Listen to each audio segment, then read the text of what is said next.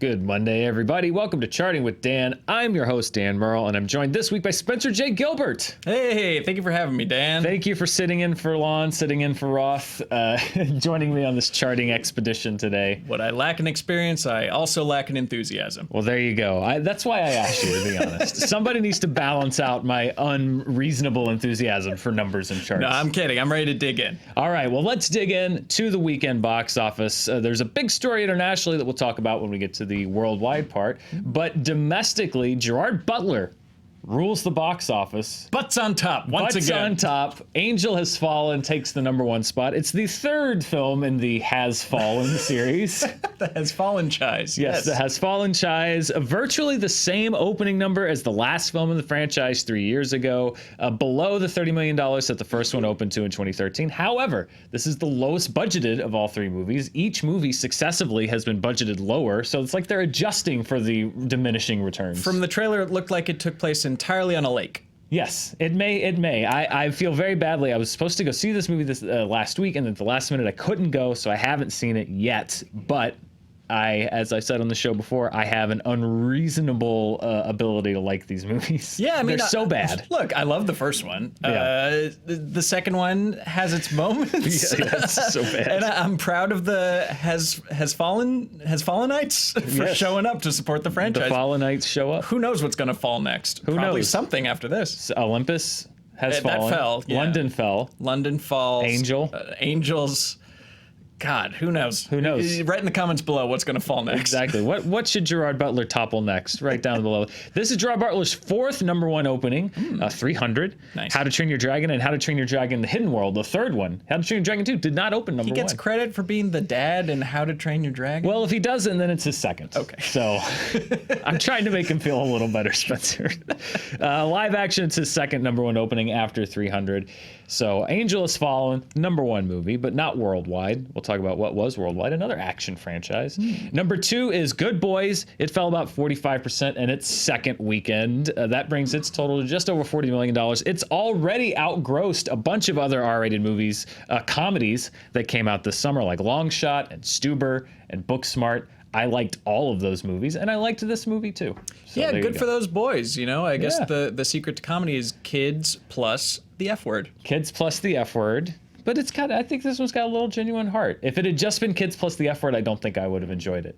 But I did actually like it. So it's nice to see one of these R-rated comedies that I liked doing fairly well, because the other ones haven't broken out. Not a great much. business to be in, the old R-rated live action comedy these days. No, it's a dying industry, much like the internet. Present company We'll be around forever. We'll look around this building. Yeah. We're moving soon, Dan. Don't worry. Yeah, sure we are. Okay. At #3 is a movie called Overcomer, which is aimed at the faith-based Christian market. Oh, okay. It's an inspirational movie. I'm assuming about people overcoming things. Sure. Overcomer. This is the Kendrick brothers. Are writers, producers on this movie, and then Alex Kendrick stars in them and directs. Kendrick Lamar and Anna Kendrick finally teaming up. Yes, teaming up. They actually, though, they have had a very successful run, particularly in the faith-based market. It got the coveted A+ cinema score, so it really connected with its intended audience. Gave you what they wanted. And Exactly. I hope that none of them couldn't get into a theater and saw Good Boys instead, thinking that it was, about some good boys. That's true. Yeah. Actually, when you think about it, it seems like these two titles should be switched. Yes. That the dirty R-rated comedy should be called Overcomer, and the faith-based movie should be called Good Boys. But they've actually no. There you go. Yeah. At #4 and #5, virtually tied, are The Lion King and Hobbs and Shaw. These two movies actually flip-flopped from the estimates that were released yesterday from the studios. Lion King was 4 and Hobbs and Shaw was 5. Obviously, this flip recontextualizes everything. By a stubble-thin margin. By the hair on Jason Statham's chinny chin. But those movies are both doing just fine.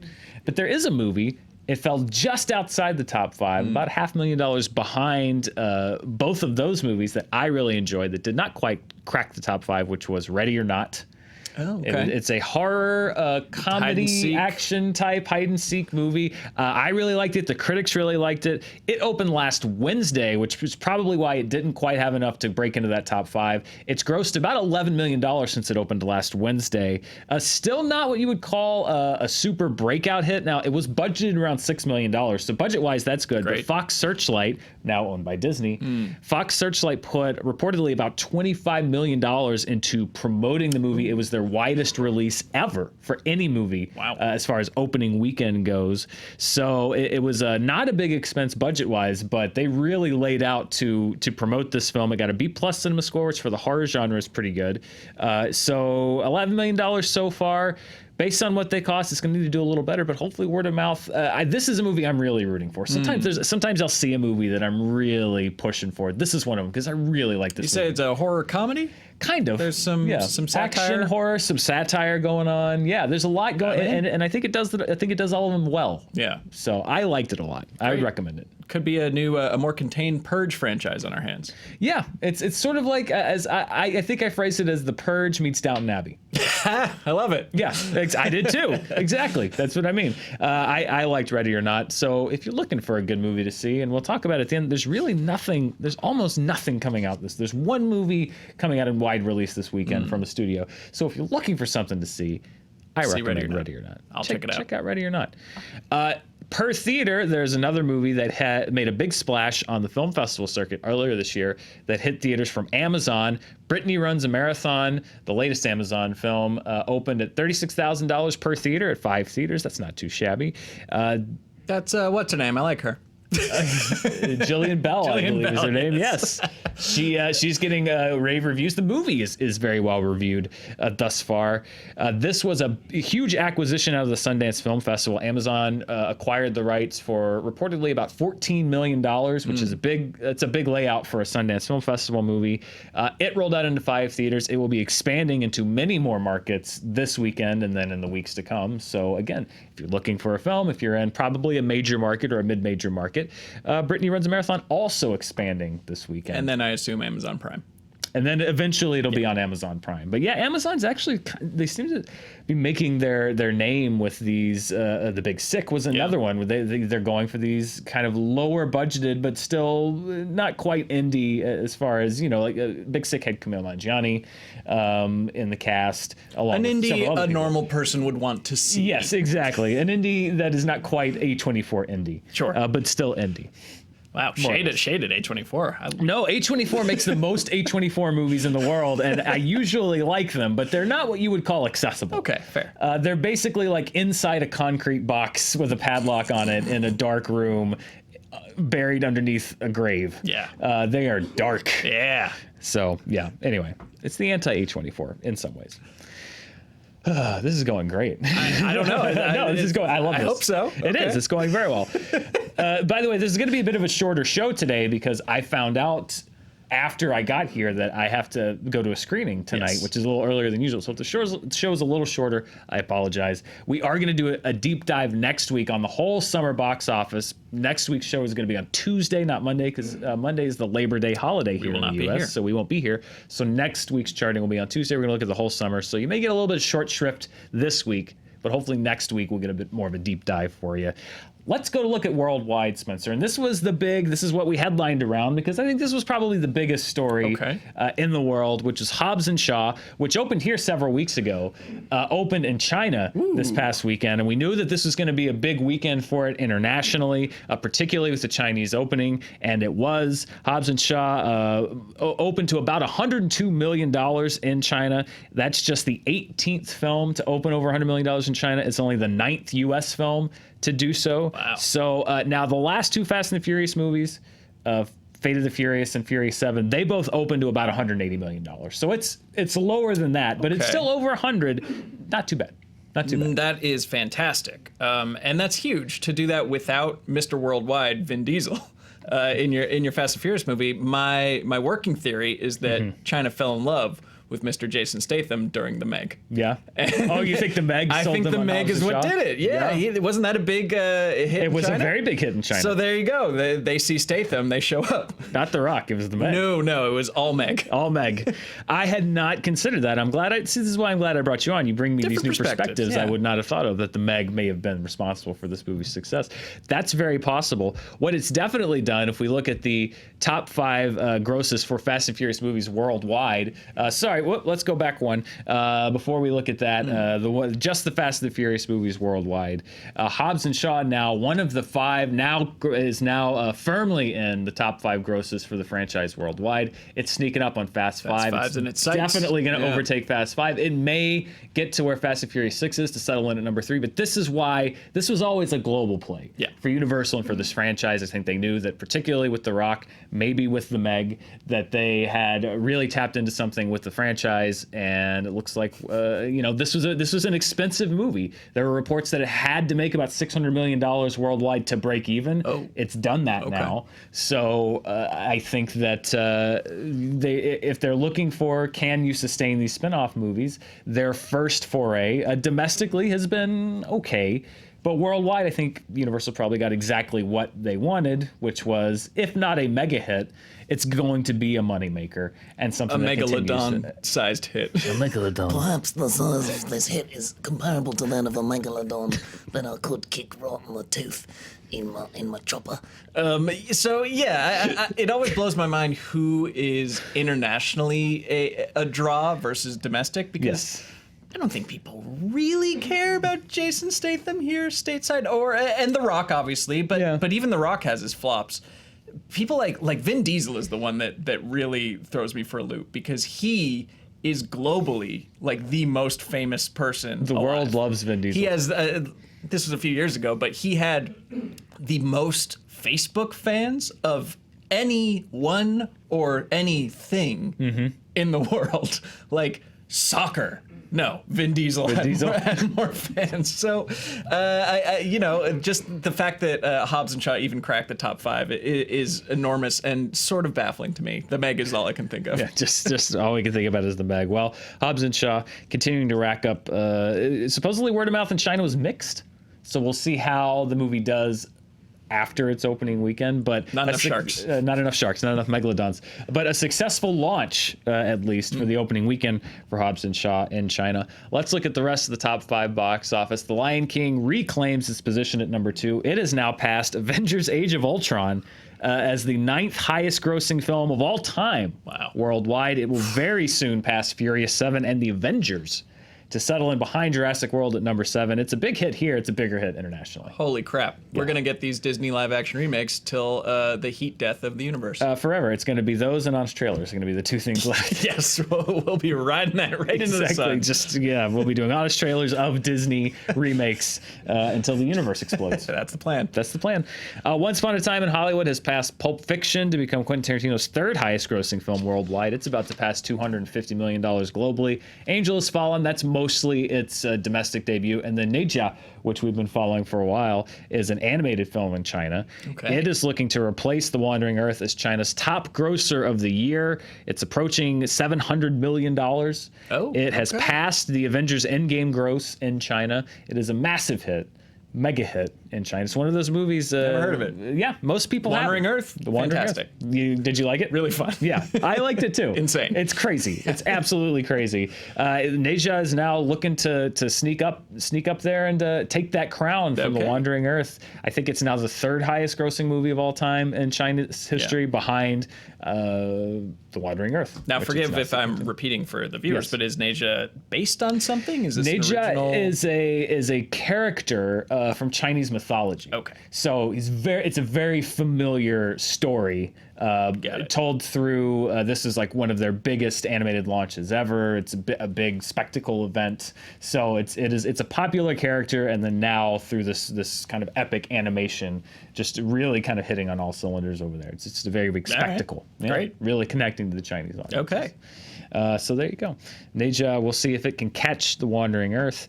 Let's look at the 2019 chart domestically. These are the top 10 movies of the year here in North America. No change from last week. Avengers Endgame, Lion King, Captain Marvel. Toy Story, just by next week, we'll have caught and passed Captain Marvel for the number 3 film of the year. Then we've got Spider-Man, which we'll see what happens. That may now, again, it's always belonged to Sony, but it may, from here forth, only be tied to Sony. Yeah. Yep. Followed by Aladdin, Us, John Wick, How to Train Your Dragon, and The Secret Life of Pets. Likely no change until Hobbs and Shaw's kind of swirling around down there at number 10. Yeah. So, and it will jump in. That's got a chance. Yeah, Chapter 2 is probably going to jump in. There's not enough time for Rise of the Skywalker or whatever to crack the top 10. Oh, it will.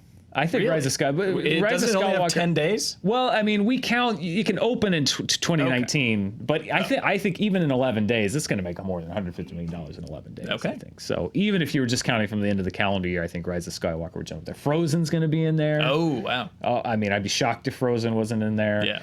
I mean, who knows what's going on with this Joker movie? I have no idea. That is the highest roof and the lowest ceiling of any release this year. Yeah, Jumanji's going to be in there. There's a lot of movies that have a good shot of there'll be some movement. Yeah, oh yeah, definitely some movement. We're just kind of we're in the dog days of summer right now. Not much going on.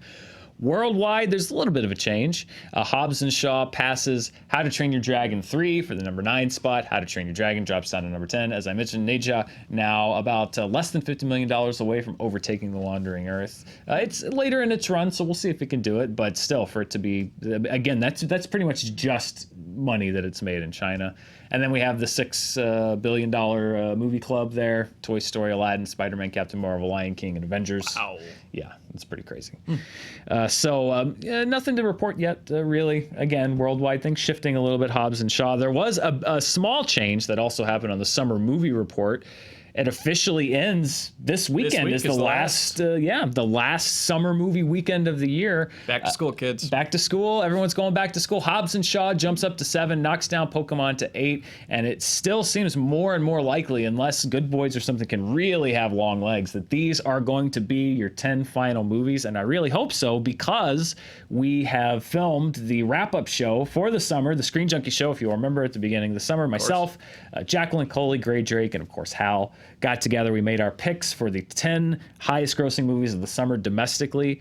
You can tune in on the Screen Junkies channel on Thursday. We will announce the results of our contest as well as recap the summer box office. Good year. I don't want to tip my hand. People can go back and watch. Well, they can. That's true. I think he did. I was happy. I saw a little smile there. Yeah, I was happy with how I did. Yeah. But we'll see. We'll see what the final results are on Thursday. Spencer, we're also doing. I'm happy you could be here for this. Oh, good. I really want to include everyone in this if I can. We're having a very special event here on Charting, which is the Mountdown to Cats.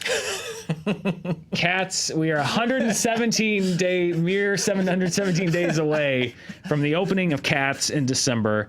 And last week, Alon and I made a promise that I'm glad you're here also for the first week of, which is that as we mentioned last week, we're very unfamiliar with cats. Sure. We know next to nothing about cats. I'm in the same boat. Well, good.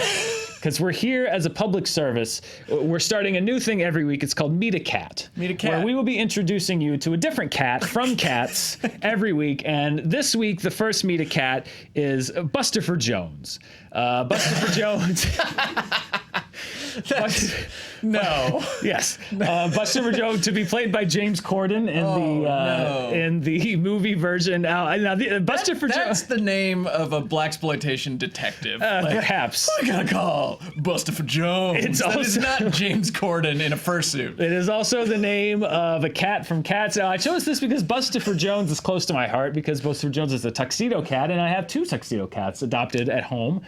So I decided to start with Bustopher Jones, who is a St. James Street cat described on the Cats Wikia page as a parody of an Edwardian gentleman of leisure. Oh, God. He's a 25-pounder. He's a big cat who loves to eat at the various gentlemen's clubs that he frequents.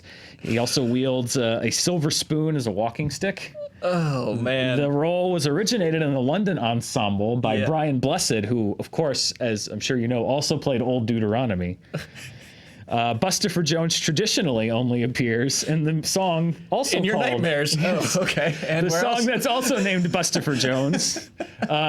So he's a one-scene pony in the musical. However, it would appear that you don't cast James Corden for one scene. So it appears that James Corden, role has been expanded. Bustopher Jones, may have an expanded role in the movie musical of Cats. And I'm sorry, tell me how the one on the right looks better than the one on the left. It does not. No. You know, I'd actually say they're equally horrifying because the way I imagine it is just what would I least like to wake up next to or like curled at the foot of my bed, and the answer is neither.